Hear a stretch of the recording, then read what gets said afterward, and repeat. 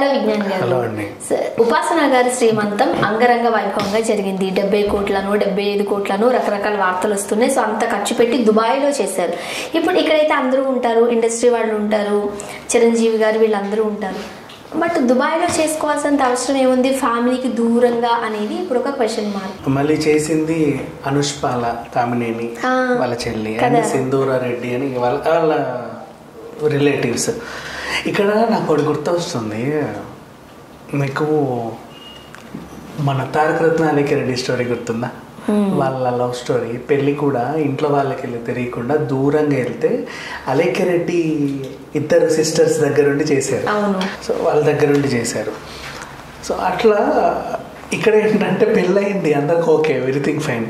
సీమంతం చేయడానికి ఇంట్లో వాళ్ళకి ఇష్టం లేకపోతే ఎక్కడికో వెళ్తే మా ఇంటి ఆడపడుచు మేం చేసుకుంటాం సీమంతం, వాళ్ళు చేయకపోతే అనుకోవడం చెప్తాం. ఫస్ట్ వచ్చిన వదంతులు చెప్తాం, మనకు నిజమో కాదు తెలియనప్పుడు మనం దాని గురించి నెక్స్ట్ విశ్లేషణ. అంటే ఇప్పుడు చిరంజీవి గారు కూడా మరి అంటే వీడియో కాల్ త్రూ లేకపోతే స్కైప్ త్రూ మాట్లాడారు, అందించారు.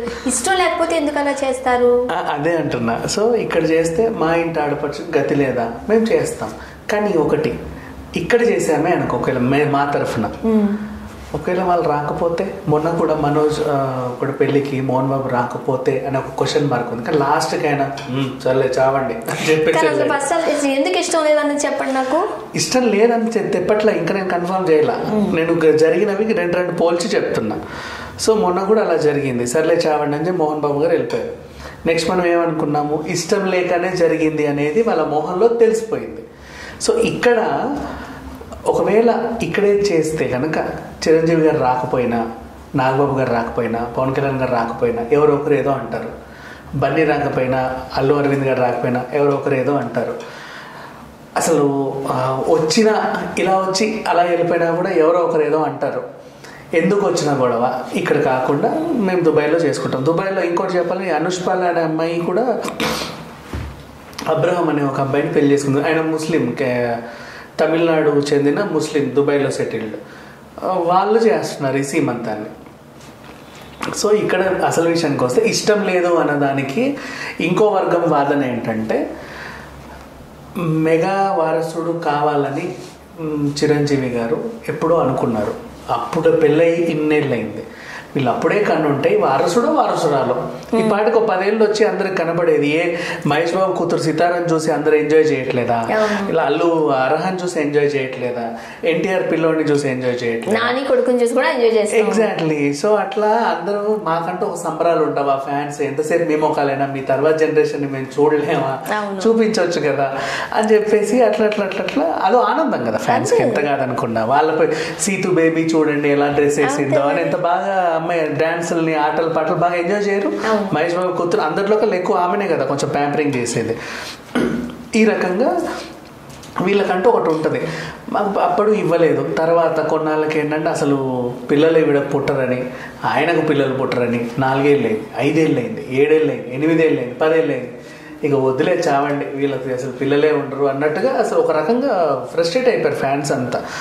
ఆ క్రమంలో ఇప్పుడు ఏంటంటే వీళ్ళు మాట్లాడేది, చిరంజీవి గారికి ఇప్పుడు ఇచ్చేం లాభం, ఎవరిని ఉద్ధరిస్తాడు వాళ్ళు వచ్చి, మాకు అప్పుడు ఇస్తే కదా మేము ఏదో సంతోషం, ఏదో మాకంటూ కొన్ని ఉంటాయి కదా అన్నట్టుగా చిరంజీవి గారు అన్నట్లుగా కొన్ని వార్తలు. రెండోది, చిరంజీవి గారు వాళ్ళ అమ్మకు కూడా రామ్ చరణ్ తేజ చిరంజీవి గారు కలిసి నటిస్తే చూడాలని ఒక కోరిక ఉండే. ఆ కోరిక ఆచార్యతో తీర్చినప్పటికీ అది హిట్ కాక అతికనబడిపోయింది. నెక్స్ట్ అలాగే రామ్ చరణ్ తేజ మనవడిని ఎత్తుకోవాలని నమ్మకం ఉండదు. వాళ్ళ అమ్మ ఇప్పటికీ ఎంత బాగుంది వాళ్ళ ఇంట్లో, అట్లా ఆమెకు కూడా కొన్ని కోరికలు ఉంటాయి కదా. సో ఇట్లా వాళ్ళు ఇంకెప్పుడు అని అనే టైంలో వీళ్ళు ఇవ్వకపోయేసరికి వాళ్ళు ఇప్పుడు ఇచ్చి మాకేంటి అవసరమే ఉంది, నీకంటే ముందు వచ్చాడు ఆ అబ్బాయి శ్రీజ, ఫస్ట్ ఇయర్కే ఓ పాపని ఇచ్చాడు, ఆ అమ్మాయి అన్న ఉంది ఇంట్లో, ఇంకెవరు ఉన్నారు మాకు వారసులు, మిగతా వాళ్ళకి పిల్లలకు పెళ్ళిళ్ళు అవ్వాలా ఉంటుంది కదా ఒకటి. సో ఆ రకంగా ఉందని మనకు తెలియదు, ఉందో లేదో, ఫ్యాన్స్ అనుకున్న విషయాలే మనం మాట్లాడుకుంటున్నాం. సో ఆ రకంగా వీళ్ళు అలా చర్చించుకున్నారని. ఇప్పుడు అసలు విషయానికి వస్తే, ఎందుకు దుబాయ్లో చేయాలి, కోట్లు ఖర్చు పెట్టి ఎందుకు ఇష్టం లేదు, వీళ్ళైనా సరే మరి వెళ్ళొచ్చు కదా. మరి నిన్న రామ్ చరణ్ తేజ బర్త్డేని అంత గ్రాండ్ గా జరిపితే తెల్లారితే ఇంకో ఈవెంట్ ఇది నెక్స్ట్ డే. పైగా ఆయన ఇప్పుడు ఆస్కర్ తెచ్చినటువంటి ఆ సంబరాలు అన్నీ జరుపుకున్నారు. మీరు వరుస పెట్టి 5-10 పార్టీలు చేసుకున్నారు. ఇన్ని ఉన్నప్పుడు ఇదొక్కటి ఏమైంది? అంతకుముందు 4 రోజుల ముందే వాల్తేరు వీరయ్య సక్సెస్ అంటే వరుస పెట్టి వీళ్ళు పార్టీలు చేసుకున్న క్రమంలో ఇంత గొప్ప విషయం, మెగా వారసురాలో వచ్చేటువంటి పెద్ద విషయం ఫ్యాన్స్ కూడా దూరంగా అక్కడికి వెళ్ళి. కానీ సరే మీ ఇంట్లో వాళ్ళు రాదు, కానీ ఫ్యాన్స్ అన్నో చట్టహాసంగా చేస్తారు కదా ఒక పెద్ద ఫంక్షన్ ఏదో చేస్తే, ఎందుకు మా అందరికి దూరంగా వెళ్తున్నారు? అది కూడా పుట్టింటి వాళ్ళు సరే సీమంతం పుట్టింట్లో చేసుకుంది, అది రూల్ ప్రకారంగా అది ఓకే అండి. మరి పుట్టింట్లోనే చేయించవచ్చు కదా.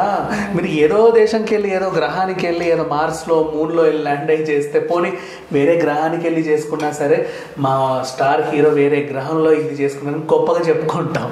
ఇక్కడ అక్కడ దుబాయ్కి వెళ్ళి చేసుకోవాల్సిన అవసరం ఏంటి? అసలు అక్కడ మీకు ఏముందని, ఎవరున్నారని? రామ్ చరణ్ గారు ఉన్నారు అక్కడ మనం చూడొచ్చు. ఆ ఫంక్షన్ లో రామ్ చరణ్ గారు ఉన్నారు, చాలా అందంగా ఫొటోస్ దిగారు. మీరే అక్కడికి వెళ్ళి చేయడం ఎందుకు, ఇక్కడ చేసుకోవచ్చు కదా అనేది వీళ్ళ ఫీలింగ్. అంటే అప్పుడు వీళ్ళకి ఏంటి, ఆ ఫంక్షన్ కి ఎవరు వచ్చారు, ఇండస్ట్రీ వర్గాల వాళ్ళు ఎవరు వచ్చారని చెప్పేసి. కానీ అసలు వినిపిస్తున్న వార్త ఏంటంటే ఇటీవల అసలు బేసిక్ వైరల్ అవుతున్న వార్త, ఇటీవల ఇండస్ట్రీలో రామ్ చరణ్ తేజ గారు ఆ ఆస్కార్ వచ్చిన తర్వాత అది నాకే వచ్చిందని ప్రొజెక్ట్ చేసుకుంటూ బయట తిరుగుతున్నాడు.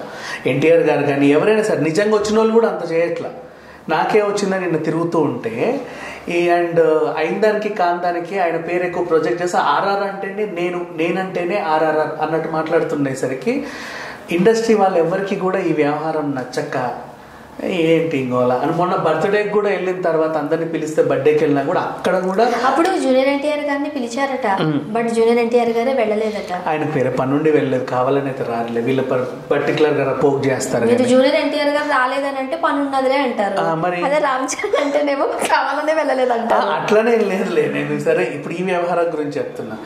ఆ రోజు జూనియర్ ఎన్టీఆర్ గారి గురించి అంటే ఇప్పుడు ఎన్టీఆర్ 30th ఆ రోజు ఆ ఫంక్షన్ జరిగింది. వాళ్ళ హడావిడిలో ఉన్నారు, స్క్రిప్ట్ హడావిడిలో. ఇప్పుడు ఈ ఫంక్షన్ ఎందుకు ఆయనకి సరే ఈ విషయాన్ని వదిలేస్తే అదేం లేదు, వేరే ఉద్దేశం ఏం లేదు.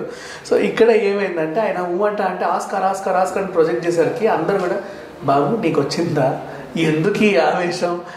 చివరికి ఆ గోల్డెన్ గ్లోబ్ కూడా కీరవాళ్ళది అది కూడా తెచ్చి ఈయనప్పటికీ అని చూపించేసరికి వీళ్ళు జీర్ణించుకోలేక ఇండస్ట్రీ వర్గాలు ఏమంటున్నాయంటే ఈ లేని గొప్పలు మనకి ఎందుకు బాబు, అక్కడికి వెళ్ళడం ఎందుకు, అది వినడం ఎందుకు. అదేదో సినిమాలో నేను చెప్తా ఏం మూవీదో, వాణిశ్రీది ఒక సినిమాలో అన్ని గొప్పలు చెప్పుకుంటా అంటే మూవీ స్టార్టింగే చెప్పిందే చెప్పి చూపించి మనకు అనవసరంగా విసిగిస్తుంది బాబు అంటారు. ఆ రకంగా తయారయ్యారంట ఇప్పుడు వీళ్ళు. మొత్తం ఎవరు వచ్చినా సరే ఇది చూడు ఇది నాకు వచ్చింది, అక్కడ ఇచ్చారు ఇక్కడ ఇచ్చారు అని. బాబుని ఇది వినడానికి మేము రాలా, మీరు ఎప్పటి నుంచో ఏంటి ఈ మధ్య ఇలా తయారయ్యాడు, అటు వెళ్ళిన తర్వాత చదివిస్తే ఉన్నమతి పోయింది అన్నట్టు, తీరా ఆస్కార్కి వెళ్ళిన తర్వాత ఈయన ఉన్నది మర్చిపోయి వీళ్ళేంటి ఇలా తయారయ్యారని చెప్పేసి అనుకుంటున్నారంట. ఇప్పుడు ఈ సీమంతం దానికి ఇండస్ట్రీలో పెద్ద వాళ్ళు ఎవరు రాకపోతే ఎక్కడ పరువు పోతుందో అనవసరంగా ఎందుకు వచ్చిన గొడవ అని